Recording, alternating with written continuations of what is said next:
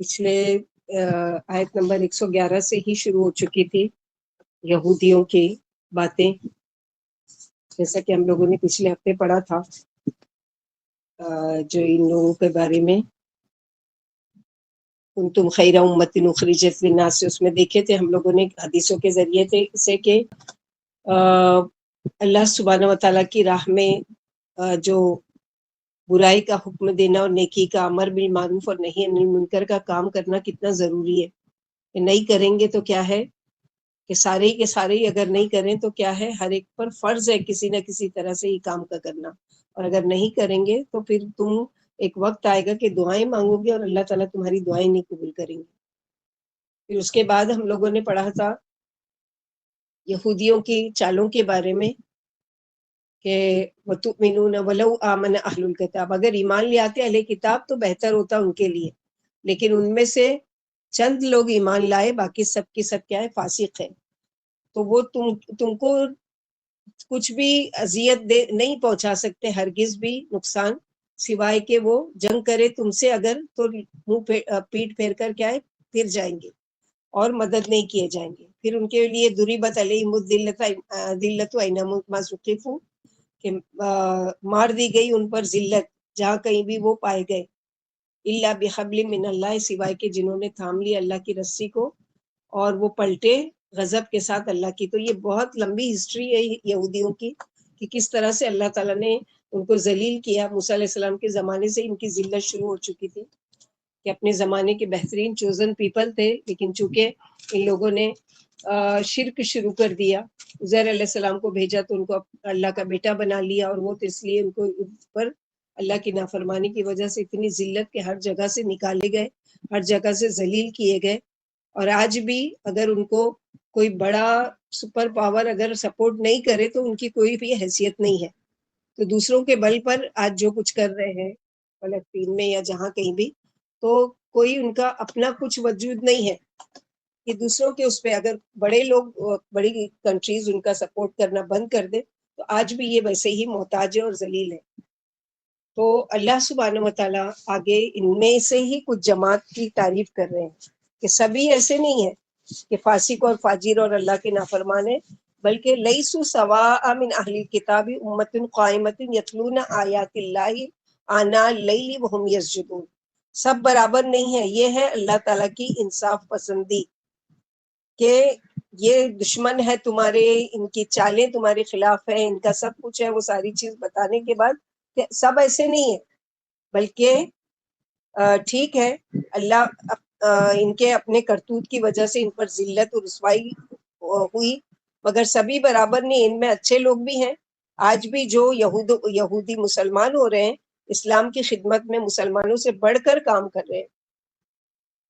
کچھ لوگوں کا ہم دیکھیں گے کہ آج کے زمانے میں، کیونکہ ہم سوچتے ہیں کہ اچھا وہ تو تاریخ میں جب اللہ کے نبی صلی اللہ علیہ وسلم کے سامنے یہودی تھے اور ان لوگوں نے دیکھا تھا مسلمان ہوئے تھے. نہیں، آج بھی ہے ایسے کہ اللہ تعالیٰ نے جن کو ہدایت دی، جیسے جن میں ہے بڑے بڑے نام، محمد اسد اور مریم جمیلہ جو پہلے یہودی تھے، اور اہل کتاب میں سے ایک گروہ ہے جو قائم ہے اور وہ تلاوت کرتے ہیں کتاب کی، یعنی قرآن کی طرف اشارہ ہے. کیونکہ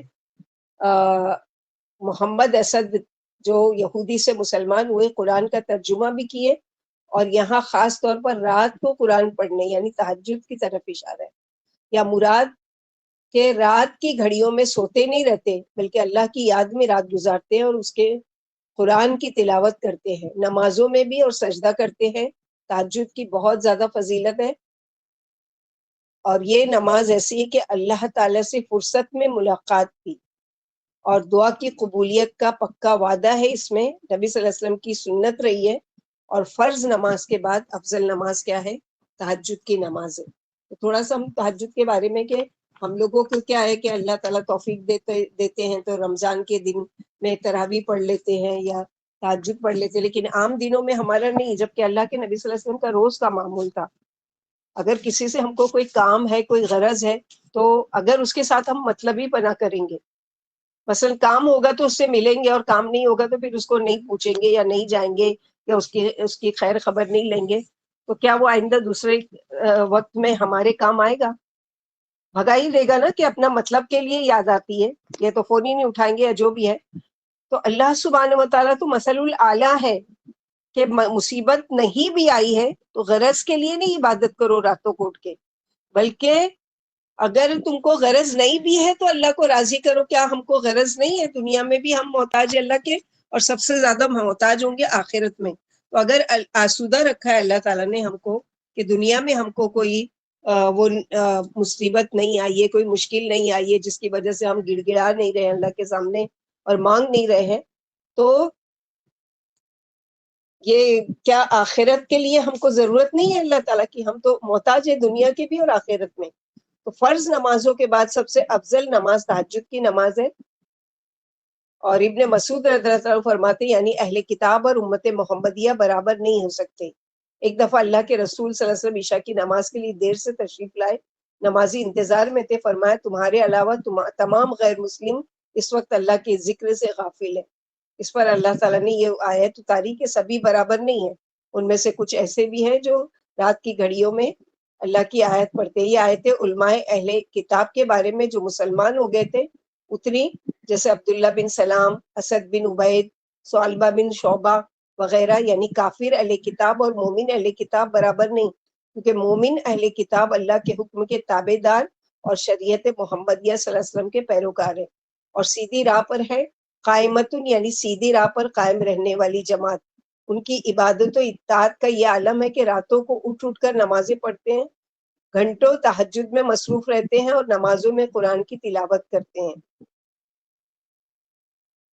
تو یہاں جو بتایا گیا ہے کہ حضرت ابو ہریرہ رضی اللہ تعالیٰ عنہ کہتے ہیں کہ رسول اللہ صلی اللہ علیہ وسلم نے فرمایا رمضان کے بعد سب سے افضل روزے محرم کے اور فرض نماز کے بعد سب سے افضل نماز تہجد کی نماز ہے. حضرت عبداللہ بن ابو قیس کہتے ہیں کہ میں نے حضرت عائشہ رضی اللہ عنہ سے سوال کیا کہ رسول اللہ صلی اللہ علیہ وسلم رات کی نماز کتنی پڑھتے تھے؟ ہم لوگ سوچتے ہیں نا کتنی پڑھنی چاہیے تہجد کی.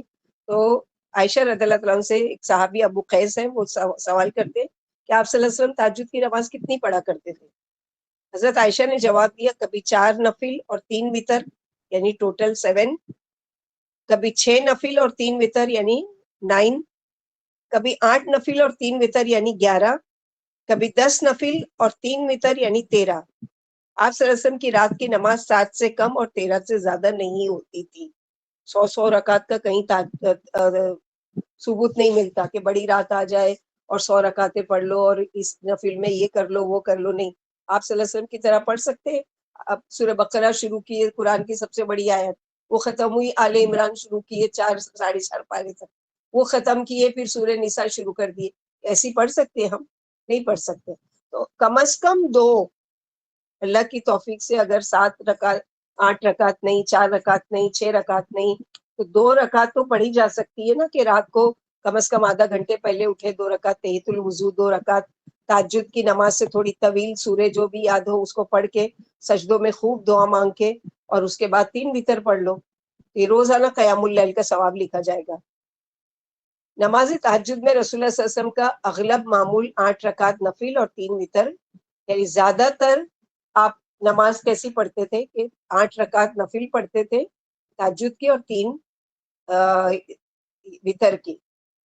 نماز تہجد 2 یا 4 رکعت دونوں طرح پڑھنا مسنون ہے، مگر 2 رکعت کر کے پڑھنا افضل ہے، کیونکہ آپ صلی اللہ علیہ وسلم نے کیا فرمایا؟ حضرت عائشہ سے روایت ہے نبی کریم صلی اللہ علیہ وسلم نماز عشاء اور نماز فجر کے درمیان 11 رکعتیں نماز ادا فرماتے، ہر 2 رکعت کے بعد سلام پھیرتے اور پھر ساری نماز کو 1 رکعت سے وتر بنا دیتے تھے. اس سے کیا پتہ چلتا ہے کہ وتر کی نماز جو ہے تاک میں ہوگی، یعنی ایون میں ہوگی کہ 1 3 5 7 ایسے ملا کے. حضرت ابو سلمہ بن عبد الرحمن نے حضرت عائشہ سے پوچھا رسول اللہ صلی اللہ علیہ وسلم کی رمضان میں رات کی نماز کیسی ہوتی تھی؟ حضرت عائشہ نے جواب دیا رسول اللہ صلی اللہ علیہ وسلم رمضان ہو یا غیر رمضان رات کی نماز 11 رکعتوں سے زیادہ نہیں پڑھتے تھے، 4 رکعتیں پڑھتے اور ان کے طول و حسن کا کیا کہنا، پھر 4 رکعتیں پڑھتے جن کے طول و حسن کا کیا کہنا. جتنی طویل آپ صلی اللہ علیہ وسلم کی قرات ہوتی تھی کھڑے ہو کے، اتنی ہی طویل رکوع کرتے تھے اور اتنا طویل سجدہ کرتے تھے. پھر 4 رکعتیں پڑھتے، پھر 3 رکعت وتر پڑھتے تھے. اور کبھی ایسا بھی ہے کہ تہجد میں آپ نے ایک ہی رکعت کو ایک ہی آیت کو بار بار دہرائے یہاں تک کہ صبح ہو گئی. حضرت ابو ذر رضی اللہ عنہ فرماتے ایک رات رسول اللہ صلی اللہ علیہ وسلم نے قیام فرمایا اور صبح تک ایک ایک ہی آیت تلاوت کرتے رہے، جیسے کہ سورہ مائدہ کی آیت ہے. اور ہماری فکر میں کہ معنی کیا ہے کہ سورہ مائدہ کی آیت کا کہ ان تعذبہم فإنہم عبادک وإن تغفر لہم فإنک انت العزیز الحکیم، یعنی اے اللہ اگر آپ انہیں عذاب کریں، یعنی اگر بندوں کو اپنے بندوں کو عذاب دیں تو وہ آپ کے بندے ہیں، وہ آپ کے غلام ہیں، تو آپ کر سکتے ہیں، اور اگر آپ بخش دیں تو آپ غالب حکمت والے ہیں، یعنی آپ سے کوئی پوچھنے والا نہیں ہے. تو یہ آیت اپنی امت کی اور سب کی فکر میں رات بھر پڑھتے رہے اور روتے رہے کہ اللہ تعالیٰ اگر آپ عذاب دیں تو آپ کے بندے ہیں، آپ جو چاہیں ان کے ساتھ کریں، لیکن آپ بخشنے والے بھی ہیں اور حکمت والے بھی ہیں اور غالب بھی ہیں. اور اسی طرح آپ صلی اللہ علیہ وسلم جب تہجد کی نماز شروع کرتے تھے تو مختلف جو دعائے استفتاح ہوتی ہے، جیسے دعائے استفتاح کس کو کہتے ہیں، جیسے ہم لوگ نماز شروع کرنے سے پہلے اللہم باعث بینی و بین خطایا یا سبحانک اللہم و بحمدک اشہد ان لا الہ الا انت، سب سے ایزی ہم لوگ کو یہی لگتی ہے نا. لیکن آپ صلی اللہ علیہ وسلم مختلف، جیسے اللہم انت الملک الحق لا الہ الا انت، اور وہ انت رب السماوات والارض ومن فیہن ولک الحمد انت نور السماوات والارض ومن فیہن انت قیم السماوات والارض ومن فیہن، طویل وہ ہے. پھر کبھی آپ پڑھتے تھے اللہم رب جبریل و میکائیل و اسرافیل فاطر السماوات والارض عالم الغیب والشہادہ انت تحکم بین عبادک فیما کانوا فیہ یختلفون. حضرت عائشہ فرماتی ہے کہ نبی کریم صلی اللہ علیہ وسلم جب نماز کی تہجد کے لیے کھڑے ہوتے تو شروع میں یہ دعا پڑھتے، یا اللہ جبریل، میکائیل اور اسرافیل علیہ السلام کے رب، زمین و آسمان پیدا کرنے والے، حاضر اور غائب کے جاننے والے، لوگ جن دینی معاملات میں اختلاف کریں قیامت کے روز آپ ہی ان کا فیصلہ کریں گے. یا اللہ جن امور میں اختلاف کیا گیا میں ان میں رہنمائی مجھے فرما، یقیناً آپ جسے چاہتے ہیں سیدھے راستے کی طرف ہدایت دیتے ہیں. تو تہجد کی نماز کو ایک تو حدیث کے روشنی میں ہم لوگوں نے سمجھا، عام لینگویج میں یہ سمجھیے کہ تہجد کی نماز وہ لاڈلی نماز ہے. جیسے کوئی لاڈلا بچہ ہوتا ہے کیسے اپنے ماں باپ کو کنونس کر لیتا ہے، کسی طرح منا لیتا ہے، اپنی ضد کو پوری کروا لیتا ہے، تو یہ واحد لاڈلی نماز ہے جو اللہ تعالیٰ سے آپ کی بات منوانے کا ذریعہ ہے. کیونکہ اس وقت کیا ہے، آپ دنیاوی جھنجھٹ سے الگ ہوتے ہو، فکروں سے الگ ہوتے ہو، نہ کچن کی فکر ہے، نہ بچوں کی فکر ہے، نہ گھر کے کام کی فکر ہے، نہ کوئی اور چیز کا ٹینشن ہے، صرف اور صرف آپ ہیں اور اللہ تعالیٰ ہے. تو رو رو کر اس وقت اٹھیے، دعا مانگیے اللہ تعالیٰ سے، اور اس یقین کے ساتھ کہ یا رب میرا پورا ایمان ہے کہ آپ اس وقت آسمانی دنیا پر موجود ہو، اور میں یقین سے آپ کو پکار رہی ہوں، اور میرا ایمان ہے لم اکن بدعائک ربی شقیہ، زکریا علیہ السلام کی طرح میرا یقین ہے اللہ کہ میں مانگ کر کبھی بھی مایوس نہیں ہوئی. آپ نے دیا ہے تو بھی میں خوش ہوں، آپ نے نہیں دیا ہے تو بھی میں خوش ہوں، ہر حال میں آپ کا شکر. اور یہی وہ نماز ہے کہ باقی کی 5 نمازوں کے لیے مؤذن اذان دے کر بلاتا ہے آپ کو، حی علی الصلاۃ حی علی الفلاح. یہ نماز ایسی ہے کہ اللہ تعالیٰ آپ کو بلاتے ہیں، یعنی اللہ تعالیٰ آپ کو توفیق دیتے ہیں کہ اٹھو، رات کی گھڑیوں میں مجھ سے مانگو. ہے کوئی، جیسے اللہ کے نبی صلی اللہ علیہ وسلم نے فرمایا کہ اللہ سبحانہ و تعالیٰ ہر روز آسمان دنیا پر نزول فرماتے ہیں اور پکارتے ہیں ہم کو، ہم نیند کی گہرائی میں ڈوبے ہوئے ہوتے ہیں کہ ہے کوئی جو مجھ سے اپنی حاجت مانگے اور میں اس کی حاجت پوری کروں. ہے کوئی جو گناہ کر کے اپنی جان پر ظلم کر چکا مجھ سے مغفرت مانگے کہ میں اس کی مغفرت کروں. ہے کوئی جو مجھ سے کوئی اپنی سوال کرے کوئی چیز کا اور میں اس کا سوال پورا کروں. تو یہ اتنی اسپیشل وقت ہے کہ اتنی کہ فرض نماز وہ تو پڑھنی ہی پڑھنی ہے، لیکن اس میں چوائس دے دی گئی. اور سب سے بڑی چیز اللہ سبحانہ و تعالیٰ کا احسان ہے کہ اللہ تعالیٰ نے فرض نماز کی طرح ہم پر اس کو فرض نہیں قرار دیا. اگر فرض کر دیتے تو کیا ہوتا؟ پھر کیسے بھی کر کے پڑھنا پڑتا, نہیں پڑھتے تو پکڑ ہوتی. تو نہیں پڑھیں گے تو پکڑ تو نہیں ہوگی, لیکن پڑھیں گے تو بہت زیادہ اجر و ثواب ہے. دعائیں قبولیت کا وقت ہے, اللہ تعالیٰ کو منانے کا وقت ہے, مغفرت مانگنے کا وقت ہے, بخشش مانگنے کا وقت ہے, اور اس وقت ہم پڑھے سوتے رہتے ہیں. اور فجر کی نماز کے لیے بھی بہتر ہے یہ کہ جب آپ تھوڑی دیر پہلے اٹھ جاؤ گے تو کیا ہوگا کہ اب فریش موڈ سے آپ فجر کی نماز ادا کرو گے. ورنہ کیا ہوتا ہے, نیند میں اٹھے, جلدی جلدی آنکھ بند ہے, آدھی کھلی ہے, اور دو سنت دو فرض پڑھے اور بس نیند کا غلبہ. لیکن اس وقت میں اسی لیے تو اللہ کے نبی صلی اللہ علیہ وسلم کا سنت کا طریقہ دیکھیں گے تو کتنا خوبصورت طریقہ تھا پوری طریقے سے ہوش میں آ جانے کا, کہ اٹھتے تھے اور آنکھ ملتے تھے بچوں کی طرح اور دعا پڑھتے تھے, الحمدللہ الذی احیانا بعد ما اماتنا والیہ النشور. اور اس کے بعد آسمان کی طرف دیکھتے تھے, اور آل عمران کی 10 آیتیں آپ لوگوں کو ہوم ورک آج سے دیا جا رہا ہے کہ ہم لوگ کمپلیٹ کریں گے, اور وہ 10 آیتیں اورل میں آپ کو آئیں گی. لاسٹ کی آیت نمبر 110 سے لے کے 200 تک کا آپ لوگ یاد کرو گے, جو سنت بھی ہے آپ صلی اللہ علیہ وسلم کی. ایک آیت ایک دن میں یاد کیجیے. ابھی بہت دور ہے کہ ہم پہنچیں گے, لیکن ابھی سے یہ دے دیا گیا کہ تاکہ اس کو یاد کرنا شروع کریں, اور اپنی نمازوں میں 3 رکعت ہو جائے, ایک رکعت میں پڑھ لیں, 3 آیت ہو جائے, دوسری رکعت میں پڑھ لیں. اس طرح ریپیٹ بھی ہوتی رہے گی اور یاد بھی رہے گی, اور لائف ٹائم کے لیے بھولنا نہیں ہے. 110 سے باجی 110 سے 200 تک. اچھا. اور یہ آیتیں اتنی زبردست ہے کہ اللہ کے نبی صلی اللہ علیہ وسلم اٹھتے تھے, آسمان کی طرف دیکھتے تھے اور ان آیتوں کو پڑھتے تھے, اور اس کے بعد دعا کرتے تھے. تو اللہ سبحانہ و تعالیٰ کے یقین کے ساتھ کہ اللہ تعالیٰ دعائیں قبول کرتے ہیں. تو ان کی تعریف کی گئی ہے کہ رات کی گھڑیوں میں وہ اٹھتے ہیں اور سجدہ کرتے ہیں. تو یہ صرف اس ٹائم کے یہودی نہیں ہے, آج کے بھی زمانے کے لوگوں کا ایک واقعہ دیکھتے ہیں کہ پولینڈ میں ایک یہودی ربی عالم, جو بڑے عالم تھے جن کو ربی کہا جاتا ہے, وہ ربی عالم گھرانے میں 19 عیسوی پیدا ہونے والے لیو پولڈ نے ویانا یونیورسٹی میں فلسفہ اور آرٹ کی تعلیم حاصل کی. عملی زندگی کا آغاز ان کا جو صحافت سے کیا, یعنی جو رپورٹر ہوتے ہیں ان سے شروع کیا. اعلیٰ تعلیم حاصل کرنے اور ہر طرح کی دنیاوی نعمتوں سے مالا مال ہونے کے باوجود لیو پولڈ کہتا ہے کہ مجھے اپنی زندگی کا صحیح مقصد معلوم نہیں تھا, اور میں نہیں جانتا تھا کہ سچی ذہنی مسرت کیسے اور کہاں سے حاصل ہو سکتی ہے.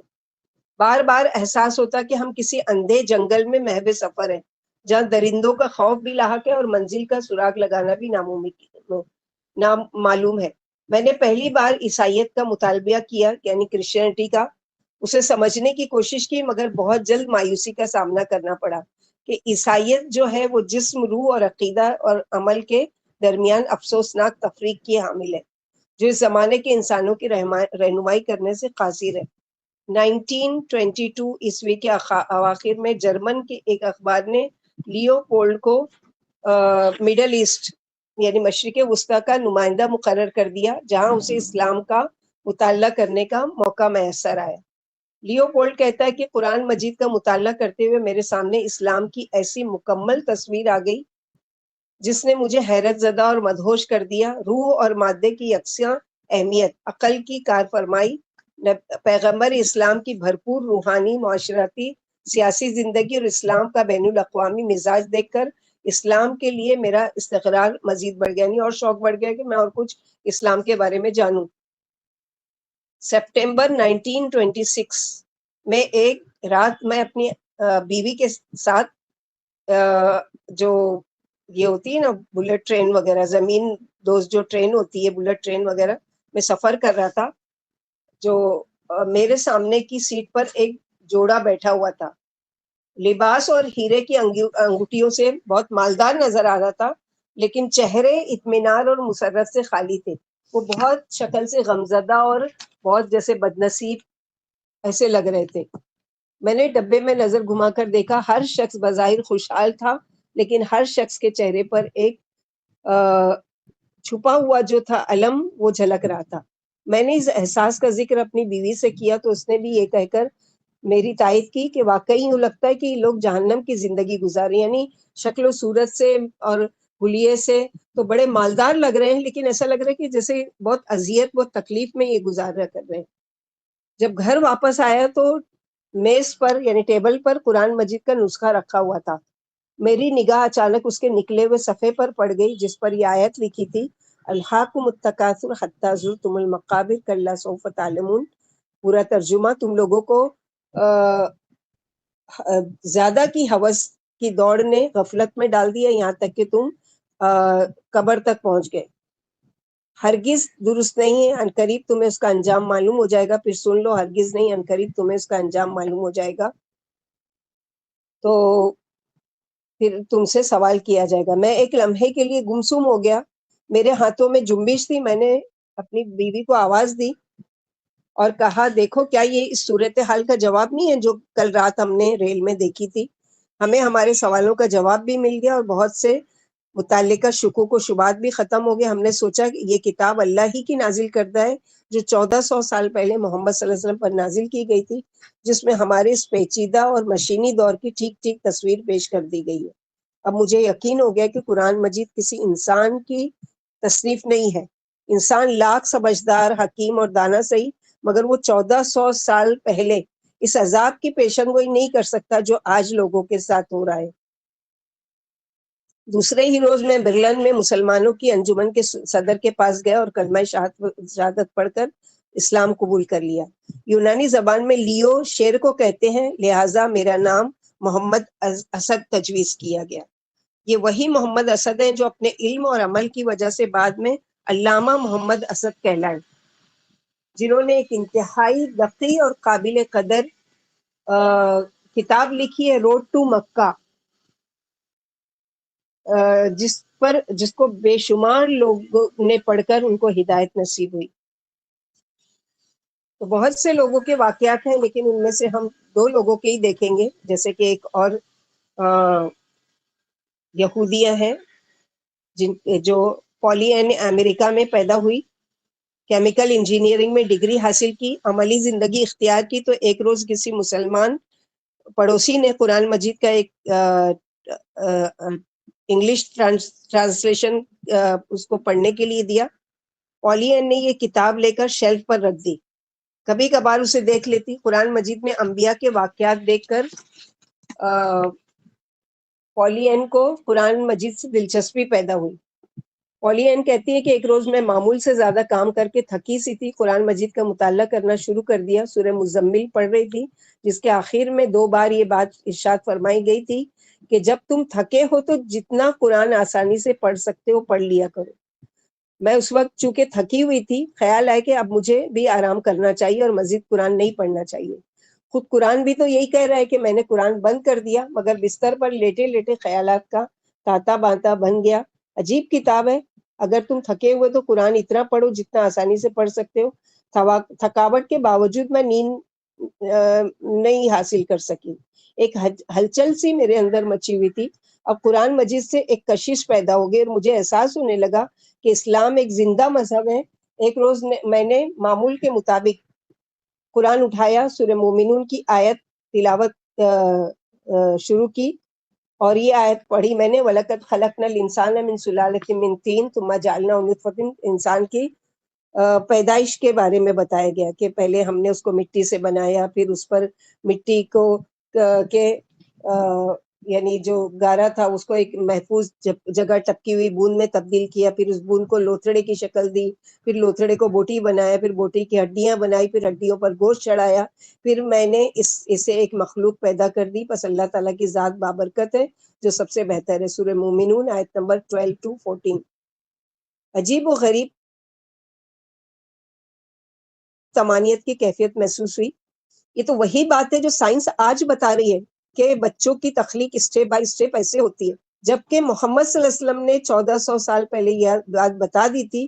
انہیں یہ بات کہاں سے معلوم ہوئی؟ الٹرا ساؤنڈ مشین سے، ایکس رے سے، یا دوسری کوئی نیو ٹیکنالوجی سے؟ اس وقت تو یہ کچھ بھی نہیں تھا. اسی وقت دل نے گواہی دی کہ محمد صلی اللہ علیہ وسلم کی رہنمائی یقیناً کسی بڑی طاقت یعنی اللہ تعالیٰ نے کی ہے. چنانچہ شرح صدر کے ساتھ میں نے اشہد اللہ الہ الا اللہ و اشہد ان محمد عبدہ و رسولہ کا اقرار کیا اور امت مسلمہ میں شامل ہو گئی. اور بعد میں یہ مریم جمیلہ کہلائی، اپنا نام رکھا، اور بہت ساری کتابیں تفسیر کی اور اسلام کی خدمت کے لیے لکھی. تو آج بھی ہے، بہت سارے واقعات ہیں، لیکن ہم سب کو تو نہیں پڑھ سکتے کیونکہ ہم یہی پھر پڑھ پائیں گے آگے کی آیت میں. تو بتانے کا مقصد ہے کہ جو نیو وہ ہوتے ہیں اسلام کی طرف آتے ہیں، ان کے دل میں قرآن کی، اسلام کی کتنی زیادہ قدردانی. اور آج ہم کو وہ بگڑے ہوئے بچے کی طرح وراثت میں، جیسے کوئی بگڑا ہوا رئیس ہوتا ہے جس کو وراثت میں باپ کی طرف سے جائیداد اور مال نصیب ہو جاتا ہے، وہ اس کی قدردانی نہیں کرتا ہے، اس کو جیسا چاہتا ہے اڑاتا ہے، جیسا چاہتا ہے خرچ کرتا ہے، جیسا چاہتا ہے پھینکتا ہے، اس کو ویسٹ کرتا ہے. آج ہم جو مسلمان پیدا ہوئے ہیں مسلمانوں گھرانوں میں، آج ہمارا سیم یہی حال ہے. ہم نے قرآن کی، اسلام کی قدر ہی نہیں کی، اللہ کا شکر ہی نہیں ادا کیا. آج لوگوں کو سڑکوں پر دیکھو جو بت پرستی کر رہے ہیں یا جو بدعتیں کر رہے ہیں، تو دیکھ کر کبھی احساس نہیں ہوتا کہ اللہ کا شکر ہے کہ ہم کو اللہ نے ان میں سے نہیں بنایا. اگر اللہ تعالیٰ ہم کو ہدایت نہیں دیتے تو کیا ہم ان میں سے ہوتے؟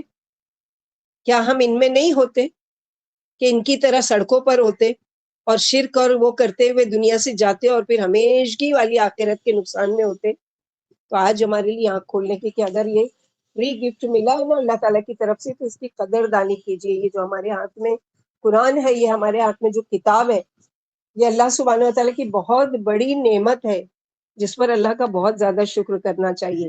کسی بھی نعمت کے لیے اللہ تعالیٰ نے یہ نہیں کہا کہ اس کو جمع کرو تمہارے لیے بہتر ہے، لیکن یہ قرآن ایسی چیز ہے جس کے لیے اللہ تعالیٰ نے قرآن میں 2-3 جگہ یہ آیت آئی ہے کہ ہوا خیر مما یجمعون، وہ بہتر ہے ان سب چیزوں سے جو تم جمع کرتے ہو.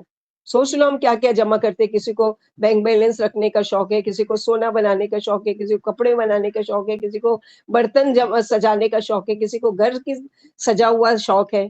ٹھیک ہے، یہ منع نہیں ہے، رہبانیت نہیں ہے دین میں، آپ اپنا یہ شوق پورا کریں، لیکن قرآن کے ساتھ، اسلام کے ساتھ، دین کے ساتھ، اللہ کی پہچان کے ساتھ.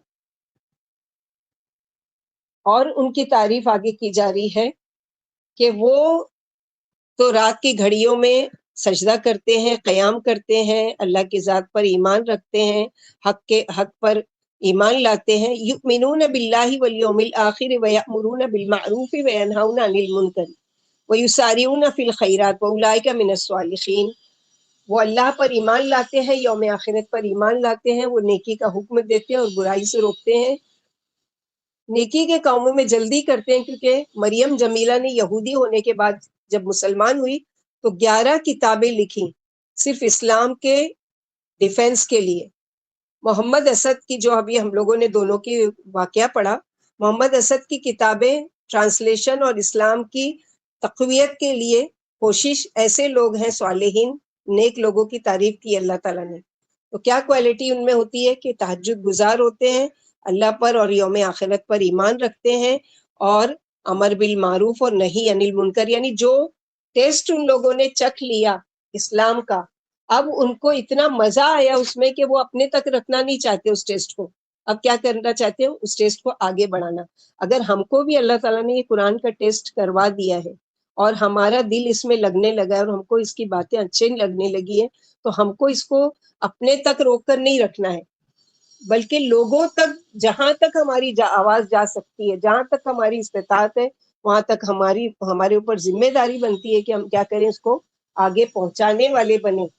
کوئی ایک بھی اگر ہماری وجہ سے ہدایت کے راستے کی طرف آ گیا تو اللہ سبحانہ وتعالی، اللہ کے نبی صلی اللہ علیہ وسلم نے علی رضی اللہ عنہ کو کتنی اچھی وصیت کی تھی کہ علی، اگر تمہاری وجہ سے کوئی ایک ہدایت کی طرف آ گیا تو یاد رکھو تم کو سرخ اونٹوں سے بھی زیادہ قیمتی وہ بات، یعنی تم کو اتنا بڑا انعام ملے گا. سرخ اونٹ اس وقت سب سے زیادہ ویلیوبل، سب سے زیادہ مہنگے، سب سے زیادہ کوسٹلی ہوتے تھے.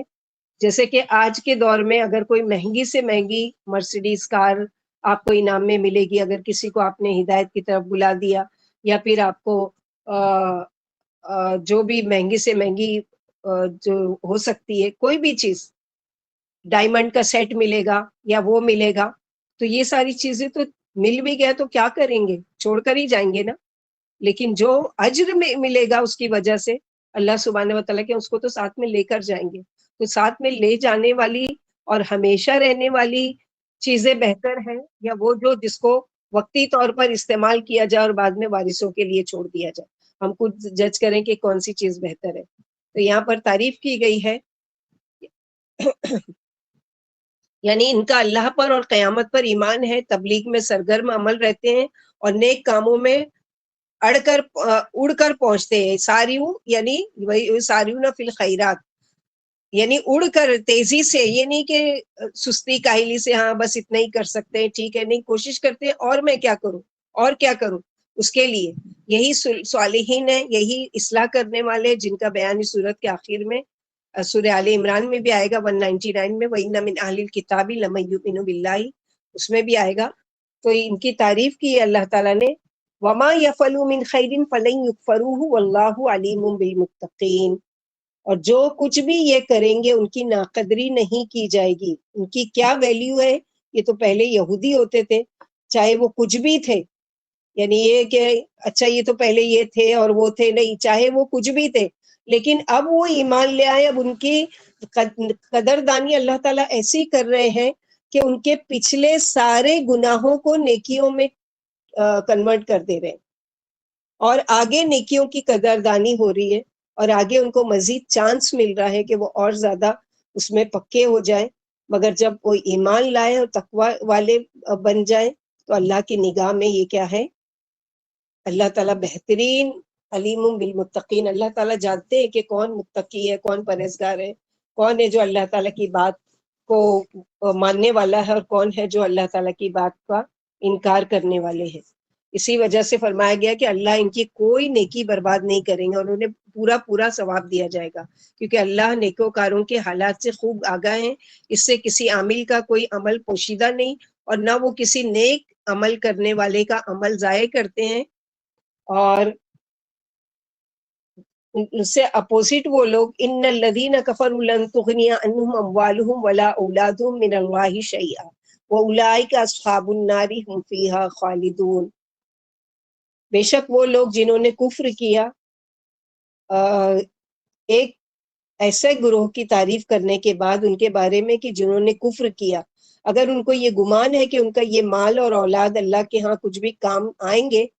مال کا تو مجھے یعنی پڑھ لیا کہ زمین بھر کر سونا، پیچھے پڑھ چکے نا ہم لوگ کہ مال کے بارے میں کہ زمین بھر کر بھی سونا لائیں گے تو فدیے میں ان سے قبول نہیں کیا جائے گا. اور اولاد کا کیسے تصور کہ وہ کام آ سکتے ہیں، جیسے کہ دنیا کے کئی مذاہب ہیں، اولاد کے بارے میں یہی تصور ہے کہ قیامت کے دن وہ ماں باپ کو چھڑائیں گے. عیسائیوں کا ہاں یہ عقیدہ ہے کہ اللہ کا بیٹا نعوذ باللہ کہ وہ ہمارے گناہوں کے کفارے کی وجہ سے سولی پر چڑھ گئے. اسی طرح ہندو اور جین مذہب میں بھی کہ لڑکا ہی مرے ہوئے باپ کو پانی دے دے کر عذاب سے نکالے گا. ان کے خیال میں لڑکا باپ کی نجات کا ذریعہ ہے، کیونکہ یعنی سنسکرت میں بیٹے کو پتر کہتے ہیں.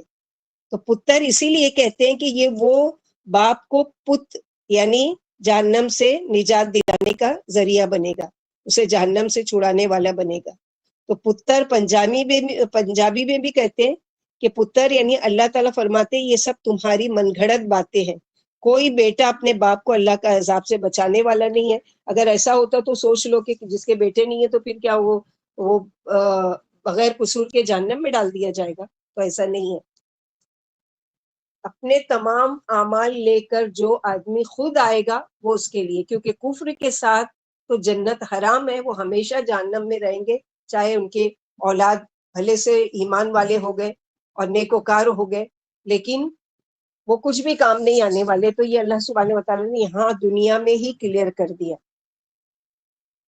اور اسی طرح یعنی دنیاوی دولت اور ریاست اور آل و اولاد اللہ کے عذاب سے بچانے والی نہیں. کافر و مشرک دائمی جہنمی ہے جس سے وہ نکل نہیں سکتے، ان کا عبدالآباد تک جہنم ہی ٹھکانا ہے جس میں وہ جلتے اور جلستے رہیں گے.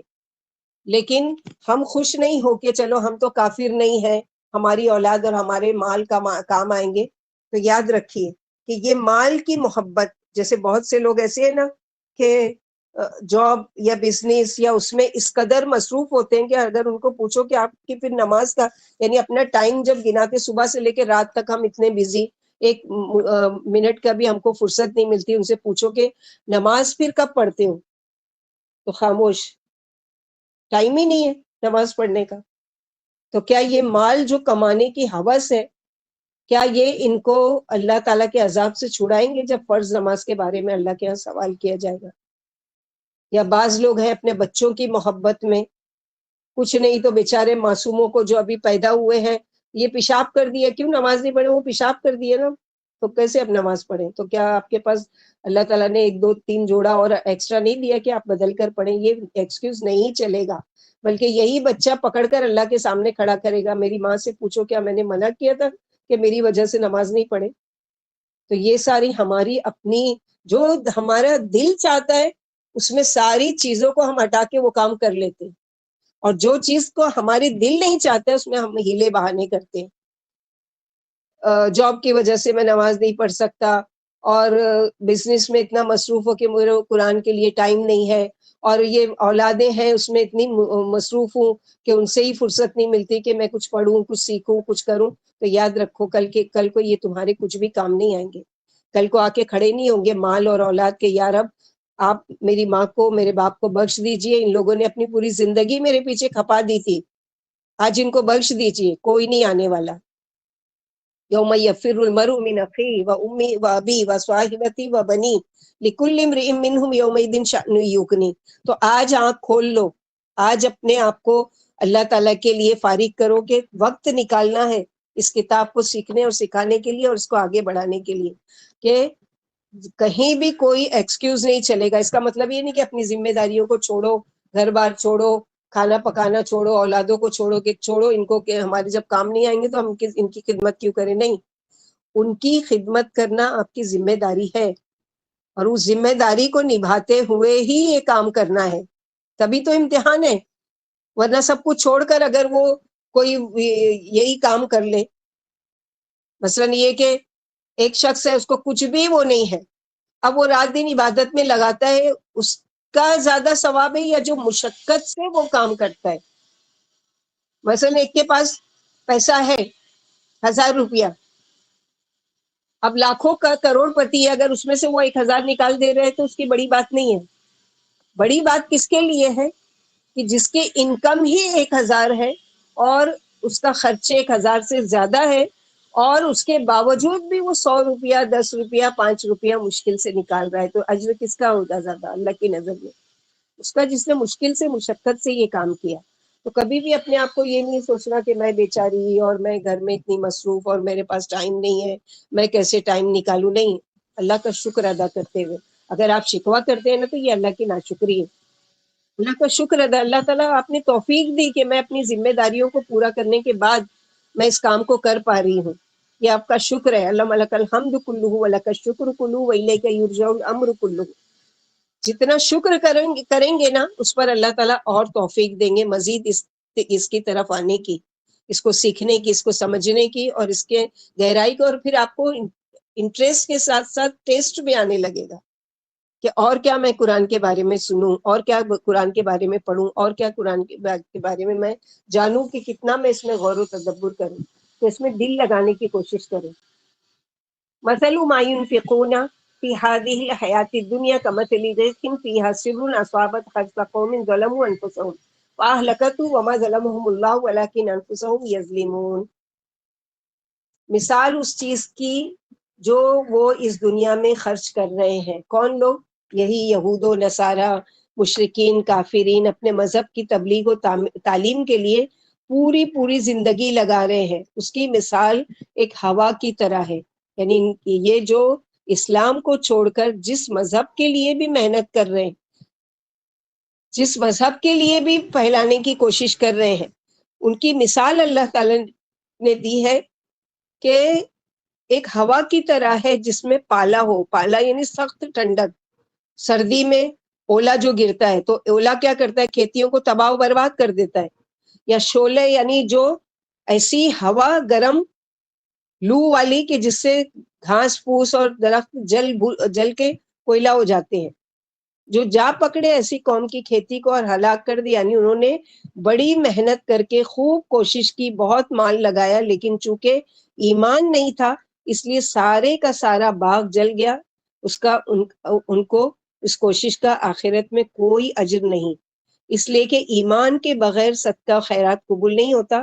اسی طرح ہمارے لیے بھی کہ اگر ہم بھی ظاہری دینداری میں، ریاکاری میں کچھ نیکیاں یا مال خرچ بھی کر رہے ہیں تو قیامت کے دن سب گرد و غبار کی طرح اڑا دیا جائے گا. سورہ بقرہ میں پڑھ چکے، مثلہم کمثل صفوان علیہ تراب فاصابہ، یعنی جو اس پر چکنا ایسا پتھر، اس کی مثال جو خرچ کرتا ہے اللہ کی راہ میں ریاکاری کے ساتھ، اس کی مثال ایسی کہ جیسے کہ ایک چکنا پتھر، اس پر کچھ دھول مٹی پڑی ہوئی تھی، اور جب تیز بارش آئی تو وہ سب دھول مٹی چکنے پتھر سے بہا کر لے گئی.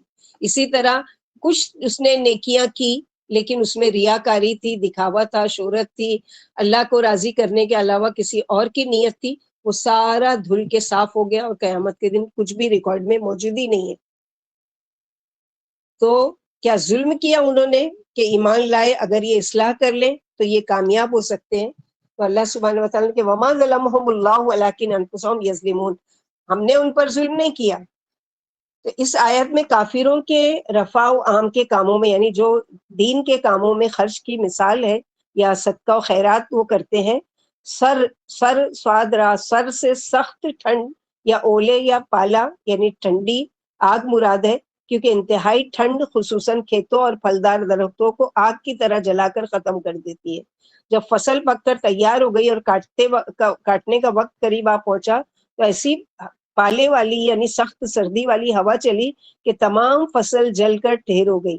یہ ناگہانی بلا اس وقت آئی جب مالک اناج کا سخت حاجت مند تھا. کافروں کی دنیاوی خرچ کا یہی حال ہے کہ اس کا ثواب دنیا ہی میں مٹا دیا جاتا ہے. جیسے فصل کو مالک کی بدنیتی اور گناہوں نے جلا ڈالا، اسی طرح ان کافروں کے عمل بے بنیاد ہے، اللہ انہیں ضائع فرما دیتے ہیں. یہ اللہ کی طرف سے ظلم نہیں بلکہ خود انہوں نے ہی اپنے اوپر ظلم کیا. جیسا بو گے ویسا کاٹو گے. تو یہ صرف کافروں کے لیے نہیں ہے. اگر ہم بھی کوئی بھی خیر کا کام کرتے ہیں اور اس میں نیت اگر شہرت یا کوئی دنیاوی فائدہ یا ریاکاری یا دکھاوا ہے تو سوچو کہ ان کی طرح انجام ہونے والا ہے. تو یہ نہیں سوچو کہ یہ تو کافروں کے لیے اور یہ ہمارے لیے نہیں ہے. نہیں، اگر ہم بھی ان کی طرح کا عمل کریں گے کہ اللہ کے علاوہ ہم کسی اور کو خوش کرنے کے لیے کوئی بھی خیر کا نیکی کا عمل کریں گے تو یہ سوچو کہ ان کی طرح انجام ہونے والا ہے کہ حبام منصورہ. اللہ تعالیٰ نے آگے قرآن میں فرمایا کہ ہم ان کے نیکیوں کو ہوا میں اڑا دیں گے ریت کی طرح اور غبار کی طرح، اور ان کا کوئی بھی وزن نہیں ہوگا. یا ایھا الذین آمنوا لا تتخذوا بطانة من دون اللہ خبالا من دونکم لا یألونکم خبالا ودوا ما عنتم قد بدت البغضاء من افواہہم وما تخفی صدورہم اکبر قد بینا لکم الآیات ان کنتم تعقلون. اے لوگوں جو ایمان لائے ہو، مت بناؤ دلی دوست اپنے سوا دوسرے لوگوں کو. وطن یہاں جو بتانا ہے وہ بطن سے ہے. بطن پیٹ کو کہتے ہیں جو چھپی ہوئی ہوتی ہے. بتانا ایسا دوست جو قریبی بھیدی ہو. استر کے کپڑے کو بھی بتانا کہتے ہیں، جو کپڑے کے اندر ہم استر ڈالتے ہیں نا اس کو بھی عربی میں بتانا کہتے ہیں. بتانا یعنی جو کپڑے سے چپکا ہوا ہوتا ہے اور جو جسم سے چپکا ہوتا ہے. یعنی اتنا قریب ایسا دوست جو دوست کے کام میں دخل اندازی کرے، جو آپ سے بہت قریبی ہو. تو کافر سے ایسی دوستی نہ رکھو کہ اپنے سارے راز ان سے شیئر کرو. یعنی اسلام کے دشمن ہیں، باغی ہیں، ان سے ایک حد سے آگے تعلقات مت بڑھاؤ کیونکہ تمہارے اندر بگاڑ پیدا کر دیں گے. دین کے دشمن ایسوں سے تعلق نہ رکھو، خیال ایسا بگاڑ جو کہ تمہاری ذہنیت اور سوچ کا بگاڑ کر دیں گے. ہوتا ہے نا کہ بچے کالج میں نان مسلم فرینڈز ہیں، اتنے ساتھ رہتے ہیں کہ ہمارے بچے اپنا اسلام کیا پیش کریں گے بلکہ خود ان کے رنگ میں رنگ جاتے ہیں اور ان کی ہی بری لتیں اپنا لیتے ہیں. حالانکہ ان کے ساتھ اچھا اخلاق رکھو، کیونکہ نبی صلی اللہ علیہ وسلم نے فرمایا کہ جس شخص نے کسی ضمنی کو ستایا، یعنی غیر نان مسلم کو ستایا یا نان مسلم کو، تو قیامت کے دن میں اس کی طرف سے تم سے بدلہ لوں گا. یعنی کتنا انصاف پسند ہے ہمارا مذہب کہ ناحق کسی پر ظلم نہیں کرنا ہے، اور نہ ہی یعنی بس جیسے میں تمہاری طرف سے کیا ہے اس کی طرف سے مقدمہ دائر کر دوں گا تو میں ہی غالب آ کر رہوں گا. یعنی یہاں پر جو دوستی کرنے کا وہ کیا جا رہا ہے تو منع نہیں کیا جا رہا ہے، جو ہمارے اسلام کے بارے میں ایسی ایسی آیتیں قرآن میں سے نکال کر دیکھو یہ تو کہتے ہیں کہ نان مسلم سے دوستی نہیں رکھنا ہے. نہیں، اگر ایک نان مسلم آپ کا پڑوسی ہے تو رشتہ دار سے بھی زیادہ آپ کا حق ہے کہ آپ اس کی خیر خواہی کریں. اگر وہ بھوکا ہے آپ اس کو کھانا کھلائیں، اگر وہ بیمار ہے آپ اس کی عیادت کو جائیں، اگر وہ تکلیف میں آپ اس کی مدد کریں. اس سے دلی دوستی، یہ ان نان مسلموں کو کہا جا رہا ہے جو دل میں دشمنی رکھتے ہیں تم سے، سوائے دشمنی کے ان کی زبان سے کچھ اور نہیں نکلتا، تمہارے خلاف بکواس اور وہ کرتے ہیں. اب ان سے اگر دوستی رکھو گے تو کیا ہوگا کہ تم یا تو یہ سوچ کر کہ نہیں اگر ان کے خلاف کریں گے تو یہ ہمارے ساتھ ایسا اور ایسا کریں گے، تو ڈر کے تو یاد رکھو کہ اللہ سبحانہ و تعالیٰ نے اگر ہمارے لیے کوئی نقصان نہیں لکھا ہے تو ساری زمین مل کر اگر نقصان پہنچائے تو نقصان نہیں کر سکتے. لیکن حکمت کے ساتھ کہ دوستی رکھو. جیسے ایک بزنس پارٹنر ہے، اب وہ آپس میں ان کی فرینڈ شپ ہوتی ہے، اور بہت سے ایسے بھی ہیں کہ جو خیر خواہ ہیں ہمارے، کہ باقاعدہ آج سوشل میڈیا پر دیکھو وہ اپنی وہ جو یہ رپورٹر وغیرہ ان سے انٹرویو لیتے ہیں، اس میں بتاتے ہیں کہ ہم کئی سالوں سے ان کے ساتھ ہیں لیکن کبھی بھی ان سے ہم کوئی نقصان نہیں پہنچا، ہمارے پڑوسی ہیں یہ، اور ہم ایک دوسرے کے وہ ہوتے ہیں، ان کے تہواروں میں ہم ان کو وہ کرتے ہیں. اور یہ لیکن ہمارے لیے نہیں ہے، یہ یاد رہے. مثلا عید ہے ہماری، ہم ان کو کچھ میٹھا دے رہے ہیں، کھانا بنا کے دے رہے ہیں، وہ ٹھیک ہے، لیکن ان کے کھانے پینے ہمارے لیے حلال نہیں ہے، کیونکہ وہ ان کے کھانے پینے تہواروں پر غیر اللہ کے نام پر ہی بنائے جاتے ہیں. تو یہ مطلب نہیں ہے، لیکن ان کے ساتھ تعلقات اچھے رکھنا ہے، ان سے دوستی رکھنا ہے، ان سے وہ رکھنا ہے، لیکن دلی دوستی یہاں کہی جا رہی ہے. یعنی اتنا کہ اپنی ساری راز کی باتیں، اور جب کبھی موقع لگے وہ دشمنی پر آ جائے تو وہ سارے آپ کے خلاف وہ ساری باتیں نکالیں. یعنی منافقوں سے یہاں پر کہا جا رہا ہے رازداری ہرگز نہ کرو، کبھی کسی منافق کو اپنا رازدارانہ نہ بناؤ کہ اس پر اپنے راز ظاہر کر دو، اور جو تدبیریں دشمنوں کے لیے سوچی گئی ہیں ان سے انہیں آگاہ کر دو. منافق تو تمہاری ایذا کی فکر میں رہتے ہیں اور دل سے چاہتے ہیں ودو ما انتم قد بدت البغضاء من افواہہم وما تخفی، وہ تو دل سے چاہتے ہیں کہ تمہارا نقصان ہو، تم کسی سخت پریشانی کا شکار بن جاؤ، بلکہ تمہاری تکالیف و پریشانیوں سے وہ خوش ہوتے ہیں. بتانا یعنی خاص آدمی جو کسی کے تمام اندرونی حالات سے بھی واقف ہو، رازدار یا یار غار. من دونکم یعنی مسلمان کے علاوہ کسی غیر مسلم کو رازدار نہ بناؤ. اللہ کے رسول صلی اللہ علیہ وسلم نے فرمایا کہ اللہ نے جو نبی مبعوث فرمایا اس کا جو خلیفہ بنایا اس کے 2 ساتھی ضرور مقرر فرمائے. ایک ساتھی اسے بھلائی کی رغبت دیتا رہتا ہے اور دوسرا برائی کی، اور جسے اللہ بچائے وہی بچ سکتا ہے. تو یہاں پر یہ بتایا قد بدت البغضاء من افواہہم وما تخفی صدورہم اکبر قد بینا لکم الآیات ان کنتم تعقلون. یعنی یہاں پر یہ بتایا کہ پھر فرمایا کہ عداوت تو ان کے چہروں سے ٹپک رہی ہے اور زبانوں پر بے ساختہ الفاظ بھی آ جاتے ہیں، اور زبان اور چہرے دل کے ترجمان ہوتے ہیں. پھر ان کے دل میں جو آگ ہے اس کا کیا ٹھکانا. انہیں اسلام سے اور مسلمانوں سے سخت نفرت ہے جو ارباب فراست پر ظاہر ہے. اسی وجہ سے اللہ نے فرمایا کہ اگر تم عقل والے ہو تو ہم نے صاف صاف تم کو بتا دیا کہ تم عقل سے کام لو، اور ان کے ساتھ کیسے تعلقات رکھنا ہے یہ خود سوچ لو حکمت کے ساتھ. ان کے دل کا بغض ان کے منہ سے نکل پڑتا ہے، بظاہر وہ کتنے بھی اچھے ہوں گے مگر ان کے دل میں جو اسلام سے دشمنی ہے وہ ان کے منہ سے ٹپک پڑتی ہے، اور جو ان کے سینوں میں ہے تمہارے خلاف نفرت اور عداوت وہ تو کہیں زیادہ بڑی ہے. اور آج تو کھل کر سامنے آ گئے نا، روڈوں پر آ گئے ہیں اور یہ ساری چیزیں. تو ہمارے کرنے کا کام کیا ہے کہ اور زیادہ قرآن سے جڑ جانا ہے، اور زیادہ مضبوطی سے اسلام پر وہ کرنا ہے، اور دعا کرنا ہے اللہ تعالیٰ سے کثرت سے اللہم اعز الاسلام والمسلمین فی کل مکان وذل الشرک والمشرکین. اللہ تعالیٰ مسلمانوں کو جہاں کہیں بھی عزت اور اپنی امان اور اپنی حفاظت میں رکھو، اور ہمارے خلاف چال چلنے والوں کو کیا ہے کہ اللہ سبحانہ و تعالیٰ ان کو ذلت اور مسکنہ اور جو بھی ہے ان کے ساتھ، ان کے چال کو، ان کے مکر و فریب کو اللہ تعالیٰ انہی پر الٹ کر رکھ دو. اللہ تعالیٰ کہتے ہیں کہ ہاں انتم اولائی تحبونہم ولا یحبونکم وتؤمنون بالکتاب کلہ وَإِذَا لَقُوكُمْ قَالُوا آمَنَّا وَإِذَا خَلَوْا أَدُّوا عَلَيْكُمُ الْأَنَامِلَ مِنَ الْغَيْظِ قُلْ مُوتُوا بِغَيْظِكُمْ إِنَّ اللَّهَ عَلِيمٌ بِذَاتِ الصُّدُورِ. بلا شبہ ہم نے کھول کھول کر بیان کر دی اپنی آیتیں. ہر بات اگر تم سمجھ رکھتے ہو تو سمجھ جاؤ. ہاں تم وہ لوگ ہو، تم ان سے محبت رکھتے ہو مگر وہ تم سے محبت نہیں رکھتے، اور یہ تو اللہ کا فرمان ہے جو دلوں کے بھید جاننے والے ہیں، تو اس میں کوئی شک نہیں، کیونکہ ان کے بظاہر اخلاق سے ہم دھوکے میں آ جاتے ہیں مگر ان کے دل میں پھر بھی بغض و نفرت چھپا ہوا ہوتا ہے. اللہ کے نزدیک سب سے پیارا وہ جو اللہ کی مخلوق سے پیار کرے، لہٰذا اس محبت کے نبھانے کے لیے تعلق رکھنا ہے، مگر دلی دوستی کسی سے بھی نہیں.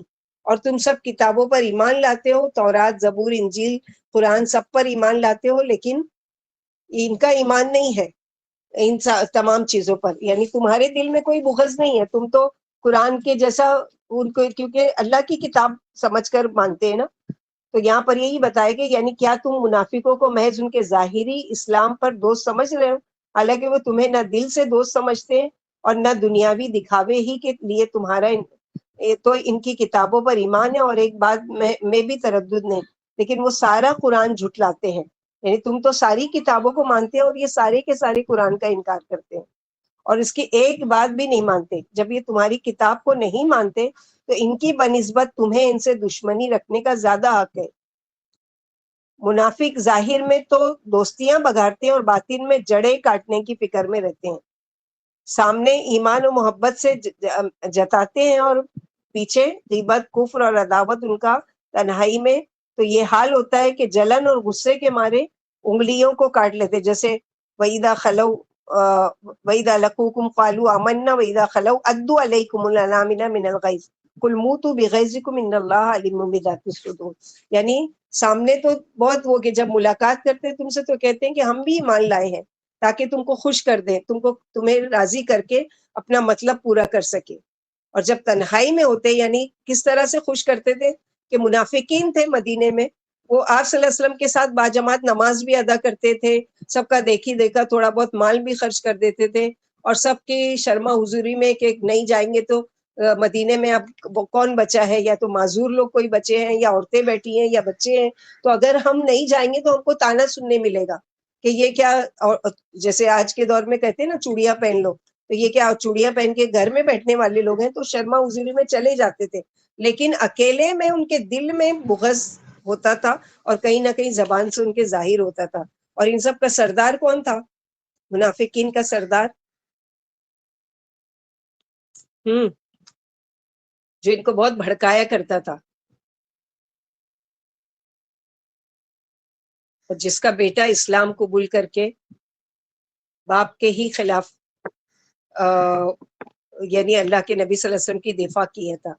کسی کو بھی نہیں پتا. میری آواز شاید نہیں آ رہی ہے آپ لوگ کو، واقعی آواز نہیں آ رہی. میری آپ آ رہی. نہیں معلوم کسی کو رئیس المنافقین لکھو، کہیں بھی سوال آ سکتا ہے آپ لوگ کے لیے. عبداللہ بن ابی بن سلول، رئیس المنافق، منافقوں کا ہاں سردار. ہاں ہاں ہاں آیا یاد ہے. ہاں اب یاد آیا. عبداللہ بن ابی، آپ نے بتایا تو یاد آ گیا. عبداللہ عبداللہ بن بن ابی ابی بن سلول، منافقوں کا سردار تھے نا وہ. ہاں رئیس المنافقین کہا جاتا ہے اس کو، یعنی منافقوں کا سردار. کیوں یہ اتنا زیادہ دشمنی رکھتا تھا اسلام کے خلاف؟ کسی کو پتا ہے؟ اس کے تاج پر کیوں نہیں مانگی تھی؟ اس کی منافقوں میں ان کا اس کا مطلب تاج پوشی جیسا ہونے والا تھا نا، یہ کچھ ایسا آپ سردار صلی اللہ علیہ بننے وسلم والا کی تھا. ہجرت سے پہلے لوگوں نے اس کو ہاں اپنا سردار مان لیا تھا کہ سردار. ایک ہاں دن ہاں وہ کریں گے کہ اس کی تاجپوشی کی جائے گی، یعنی ہم اس کو اپنا مدینے کا ہاں سردار مان لیں گے. اب جب آپ صلی اللہ وہی علیہ وہی وسلم مکے سے مدینہ ہجرت کر کے آئے تو کیا ہوا، لوگوں نے آپ صلی اللہ علیہ وسلم کو حاکم بنا لیا.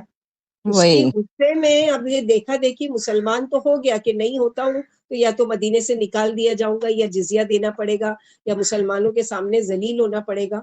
تو اس نے کیا کیا، مسلمان تو ظاہری ہو گیا تھا لیکن دشمنی اس کے دل میں اتنی تھی کہ وہ بھڑکایا کرتا تھا مسلمانوں کے خلاف. یعنی مسلمان اچھے بھلے آگے دیکھیں گے ہم لوگ آگے کے آل عمران کی آیت میں کہ تم اچھے بھلے تھے، یا پیچھے پڑ چکے شفا حفرتن، جو اس میں یہ کہ اوس اور خزرج میں پکی دشمنی تھی زمانے سے، لیکن اب جب مسلمان ہو گئے تو ایک دوسرے کے دلی دوست بن گئے. تو اب یہ کیا کرتا تھا، بیچ میں جا کے ان کے کچھ نہ کچھ ایسی بات، اچھا تم تو وہ لوگ ہو کہ تم ان پر جان چھڑکتے ہو اور ان کو اپنا دوست بنا لیا، اور یہ تو وہ ہے کہ وہ پاسٹ میں تمہارے ساتھ یہ اور یہ کرتے تھے، اور پھر وہ دونوں پھر بھیڑ جاتے تھے، پھر لڑنے لگ جاتے تھے. تو اللہ کے نبی صلی اللہ علیہ وسلم کو جب پتہ چلتا تھا تو وہ آتے تھے اور کہتے تھے کہ میں تمہارے بیچ میں موجود ہوں اور میرے ہوتے ہوئے تمہاری یہ اسلام دشمنی. تو یہ اتنا پکا منافق تھا، اس کی ہسٹری دیکھیں گے تو اس کا بیٹا مسلمان ہو چکا تھا جس کا نام بھی عبداللہ تھا، عبداللہ بن ابی بن سلول. تو مدینے جنگ خندق سے آتے ہوئے راستے میں مدینے میں راستے میں لوگوں کو بھڑکا رہا ہے کہ جو اپنے جیسے اس کے ہم خیال لوگ تھے، یہ جو ہے نا کہ وَإِذَا خَلَوْا عَدُّوا عَلَيْكُمْ، کس طرح سے اپنی انگلیاں کاٹتے ہیں غصے کی وجہ سے. تو راستے میں یہ اپنے ہی خیال لوگوں کو کس طرح بھڑکاتا ہے کہ اب جب ہم مدینہ پہنچیں گے نا تو ہم عزت والے، اپنے آپ کو کیا کہتے ہیں، ہم عزت والے ذلیل لوگوں کو، یعنی نعوذ باللہ محمد صلی اللہ علیہ وسلم ان کے ساتھیوں کو مدینے سے نکال باہر کریں گے. تو کسی صحابی نے سنا، آپ صلی اللہ علیہ وسلم تک یہ بات پہنچائی، اس کے بیٹے کو بھی پتہ چلی، تو سارے ہی لوگ مدینے میں داخل ہوئے، اور یہ ان کا بیٹا جو تھا عبداللہ وہ کھڑے ہو گئے مدینے کے جو انٹری کا جو ہوتا ہے وہاں پر، اور کہا اپنے باپ کو کہ میں نہیں جانے دوں گا تجھے. کیا کہا تھا پہلے سب کے سامنے بولو کہ اسلام کے خلاف ہو یا محمد صلی اللہ علیہ وسلم کے بارے میں کیا کہا تھا، میں تو تم کو نہیں داخل ہونے دوں گا مدینے میں. بہت بحث ہونے لگی کہ میرا بیٹا ہو کے اسلام قبول کر لیا اور میرے ساتھ دشمنی کر رہا ہے، یہ ہے وہ ہے. پھر اللہ کے نبی صلی اللہ علیہ وسلم نے کہا کہ نہیں، آنے دو اس کو. اللہ کے نبی صلی اللہ علیہ وسلم کا اخلاق ایسا تھا، اپنے دشمنوں کو بھی وہیں کے وہیں کڑے کڑے معاف کر دیا کرتے تھے. تو اس طرح سے اس کی دشمنی ایسی تھی کہ بغض، دل میں کینہ، اور وہ تو وہی ہے کہ تم تو محبت کرتے ہو سمجھ کے کہ یہ مسلمان ہے، ہمارے ساتھ آ کے نمازیں پڑھتے، اور یہ مطلب ہی مسلمان تھے کہ جنگ میں اگر کوئی وہ مل گیا ان کو مال غنیمت وغیرہ، جیسے آگے سورہ منافقین اللہ تعالیٰ نے ان کے بارے میں ہی نازل کی کہ یہ کیا کہتے تھے کہ نہیں تھے ہم تمہارے ساتھ، یعنی جب جنگ جیتی جاتی تھی اور اس میں شامل نہیں ہوتے تھے، لیکن مال غنیمت جب بٹتا تھا تو آ جاتے تھے، کہتے تھے کیا ہم تمہارے ساتھ مسلمان نہیں ہیں، کیا ہم تمہارے ساتھ نہیں آتے تھے.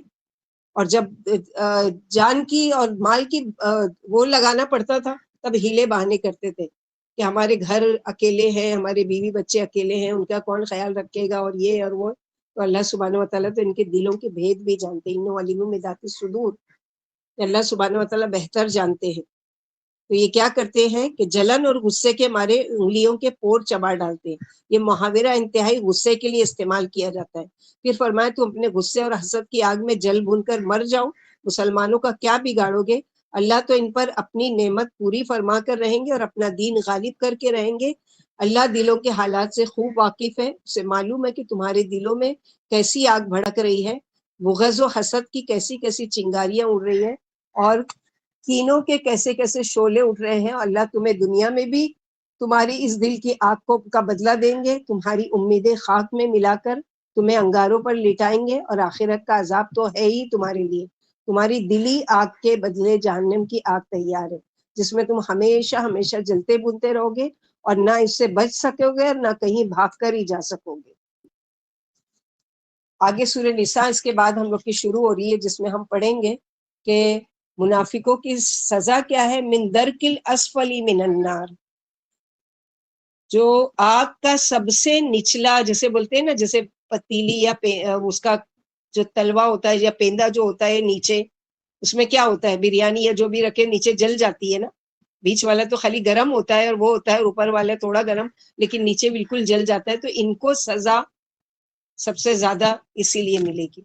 سوال یہ ہے کہ مشرکین اور کفار سے زیادہ منافقین کو کیوں اتنی بڑی سزا دی جا رہی ہے؟ قصور تو ان کا زیادہ بڑا ہے نا، کہ انہوں نے سرے سے شرک کیا اور کفر کیا. ان سے زیادہ منافقین کو کیوں سزا؟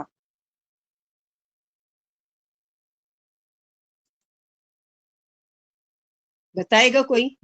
باجی وہ ظاہری مسلمانوں کے پھر مسلمانوں کو بہت تکلیفیں دیتے پہنچاتے تھے، اس لیے مسلمان ہے ہاں، لیکن دل میں مطلب بغض رکھتے تھے. اور یعنی ایک کافر یا مشرک ہے، وہ تو کلم کلا ہے، جس کو دیکھ کے آدمی بولے گا یہ اگر دشمنی کرتا ہے تو کوئی بات نہیں، کہ اس کے دل میں تو آئی ہے. لیکن ایک ہے جو آپ کا ہمدرد بن کے، جیسے بولتے ہیں نا ہماری لینگویج میں، آستین کا سانپ، کہ اگر اس کو پالو گے تو وہ بھی کاٹے گا، اور نہیں بھی اگر اس کو کاٹے گا تو کم سے کم نقصان تو پہنچائے گا. تو یہ چھپے ہوئے وہ تھے دشمن اسلام کے.